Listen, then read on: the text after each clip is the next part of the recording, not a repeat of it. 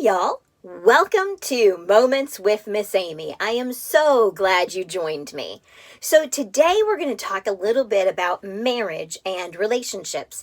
Now, mind you, this information works great even in friendships for the most part. So even if you're not married, not looking at getting married, don't know anyone who's married, okay, wait. I'm sure you at least know somebody who's married. But this information, like I said, you can apply it to so many different areas of your life. So why am I talking to you about marriage right now? Well, honestly, I had a situation, had a young man in my car as I was driving Lyft, and we got talking about marriage and relationships and things like that. And he started picking my brain and asking questions, which got me thinking about it. Like, whoa, yeah, I've been married for 32 years. Dang, how have we done this? I mean, because not only I've been married for 32, but so's my husband. So both of us, how did we do this? And how are we going to keep on doing this? What's, our future going to look like? And so that's what I wanted to kind of share. So I kind of got my mind going a little bit. Of course, I'm going to bring in scripture. This time I'm going to nail us with a couple, actually 3 scriptures that we're going to bring in as we're talking about. Because I can tell you honestly, God is a major part of our marriage and our relationship. And even if you're not a believer, the biblical principles that are in these scriptures are definitely something that you can apply to your life and to your relationships that are out there. So that's what I'm going to share with you. So we're going to start off a little bit. The first one is Romans 12:9 through 10. Love must be sincere. Hate what is evil, cling to what is good, be devoted to one another in love, honor one another above yourselves. Now with that, y'all know I've already been hitting on taking care of yourself and focus on self-care and things like that. So I'm not saying when I talk about honoring someone above yourself that you don't take care of yourself. The thing that I'm talking about is stop and think of your friend or your fiance or husband or whomever the case may be. Stop and think for a moment before you maybe make a choice that could detriment your relationship, and show them honor, okay? One of the best ways that I can say with that is when you know something goes against what that other person is comfortable with, really think before you do it. For example, with my husband and I, we stop to think about what the other person might feel about a specific situation. And it's also something that we discuss ahead of time, and we make sure that we're both comfortable with the parameters, because unvoiced expectations, that does not belong in any relationship, because trust me, that is the beginning of a real big downhill, okay? So that's the one. Now, Ephesians 4:2, be completely humble and gentle. Be patient, bearing with one another in love. Now, why would it tell us scripturally to be patient, humble, gentle, and to bear with one another? Because let me tell you what, marriage especially is effort. It is work, okay? And it takes bearing with one another. There's going to be times that your significant other or that your great friend or whatever the situation is does things that, just make you, I don't know, like almost blow your top, right? But before you do that, before you blow your top, take a breath, stop and think. Is what they're doing really that annoying? Or are you just in that moment in a tough spot and it's annoying you now? My daughter actually had sent me it's not really like a poem, kind of more like a prayer, I guess, or something. And it talked about acceptance. And it talked about, it's my place to figure out what's wrong with me in that moment if I'm having trouble accepting what's going on around me. And that just wow, opened things up for me, because how true is that? I may find something that Ken is doing is annoying. Sorry, honey, if you're watching this, but I may find it annoying, but at the same time, he may not be aware, or I may just be in a spot that it feels annoying to me today, but it's never really bothered me before. So before I fly off the handle, I need to remember to be patient, to be gentle, and say, hey, I would really prefer today, when you play your video games, could you have on your headphones? Instead of having it so loud where I hear it through my headphones when I'm doing something else. I could flip out. I could make it a big scene, but how is that going to make my night go? Not well, okay? There's no chances of him doing dishes if I flip out on him, right? And these are things you want to think about. Like respect. Do you want somebody coming at you being all like blah and in your face?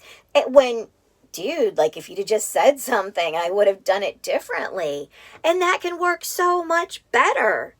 Really? So the next thing I wanted to share with you is being intentional and devoted. Going back again to the Romans where they talked about being devoted. One of the key points that Ken and I have made sure over our years to do is to be intentional with each other on dates especially. And by that, I don't just mean like that night, date night. What I'm talking about is intentionally keeping our relationship where we discuss going on our next date, or we would discuss a date that we've had in the past. Now, if you have children, I totally understand the challenges that ensues is trying to get a date in. Money's tight, and who's going to watch the kids? And I mean, you come up with all these different excuses to push it aside and not do it. But I want you to stop and think for just a second. How important is your relationship? Because seriously, you find ways to do the other things that you do. Come on, y'all. Candy Crush. I mean, what else do we do out there, right? There's a lot of different things that we're finding time and managing to do. But we put marriage and relationship and intentional time into it on the back burner. And that's just not right. It's not healthy. And it's not what we need to be doing. So how can you make time, make space, and make date night and make relationship intentionality work and make it fit into your life and into your schedule? There's a lot of different ways. And I'm going to share a couple of them with you that Ken and I have done over the years just to kind of give you a little bit of insight on it. Okay? So one of them is if you literally don't have someone that can watch the kids, then that means that you make sure that you take time and have the kids, maybe let them watch some movie that they're so excited to watch. Set them up with like a little picnic blanket and, little foods that's there for them, special stuff. Maybe you went out and picked up Kool-Aid Bursts or Yoo-Hoos or something, something that's a big deal for the kids, and set them up there. That means that during this movie, hopefully at least an hour and a half movie, you can be off. I'm not saying take off and leave the children, but you know what? If the kids are inside at the living room floor watching that TV, there's no reason you couldn't be in the dining room. Or maybe even if you have a front porch or back patio, have the doors locked. Make sure that you're periodically, one of you popping in to check on the kids. But then the rest of that time, you two sit and have a grown-up meal. No reason you have to have hot dogs and macaroni and cheese just because that's what the kids are having. Have something that's special for the two of you. Maybe you can afford to order something in. If not, what can you guys make? And you know what? If y'all are into cooking, hey, right there's date night together too. Why not make a meal together and then eat the meal together? Spend that time, spending time together and talking to each other. You don't have to be cleaning the house, doing the dishes, or down there with the kids the entire time. It's important for your children to see you building a strong relationship because that's where they're going to learn from. Another one is if you happen to have family that's in town that can stay with the kids for a little bit, take advantage of that moment. Take advantage of getting in that quick date when you can. Friend co-op, that's another great way to do it. You have someone who has children as well. You know what? Work out a trade agreement where you keep their kids so they can go out and they keep yours so that you can go out. There's simple ways to find to be able to do this. Okay, remember I told you there was going to be one more scripture, right? This one here is a little longer, so I have to hold it up here to read it. 1 Corinthians 13:4-5. You've heard this before. Love is patient. Love is kind. It does not envy. It does not boast. It is not proud. It does not dishonor others. It is not self-seeking. It is not easily angered. And it keeps no record of wrongs. What? Oh my gosh. And do you know how often I hear that one put in like wedding ceremonies and things like that? Like, y'all, this is so hard. Like, you're telling me like I can't keep any records of wrongs? What about that time that he didn't do the dishes? What about that time that I had to take the trash out when I'd already mentioned it 3 or 4 times how it was overflowing and it needed to be done? What do you mean no records of wrongdoings? That is one of the hardest things, y'all. Seriously. Something that I've been blessed to learn, and this is key point, ladies, secret about men. You can't hint. You can't suggest. You can't imply. For some reason, that doesn't get stuck in there. They don't catch it. If the trash needs to go out, it is, honey, could you please gather the trash now on this commercial and take it out to the bin? That would help me so much and I would be happy. Y'all, it may sound like, seriously, like am I talking to a child? Don't be disrespectful with it. But I gotta tell you, if you tell them when you need it, what you need, and why you need it, and then tell them that in turn will make you happy, that right there answers so many things for them. Oh, yeah, sure. Hey, it is a commercial. Right now would be convenient to do that. And they'll jump right up and do it, and they're just so happy to do that and make you happy. But if you're sitting there and you're steaming, can't believe that trash is piling up and he's just sitting there watching television and he ain't even taking it out. Poor guy is just sitting there, the commercial's going, and he's thinking to himself, yeah, that's a nice looking mower. He has no clue that you're upset with him. Next thing you know, he's looking at you and you're all upset and he's like, what'd I do? Man, I can't do anything to make her happy.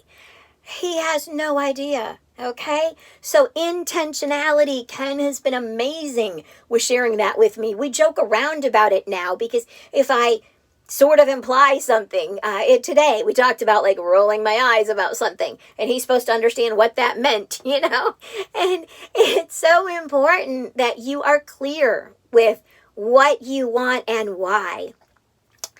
That being said, men, I've got a secret for you. Do you know that if you happen to notice the trash being full when you walk by and you take care of it yourself without us asking? Oh my goodness, we are very proud of you and we're excited about it. And whereas it's a little bit much when you point it out to us that you did it, at the same time, hey, if we haven't said anything, you go for it. Just kind of mention, hey babe, took out that trash for you so you didn't have to do it later, or whatever.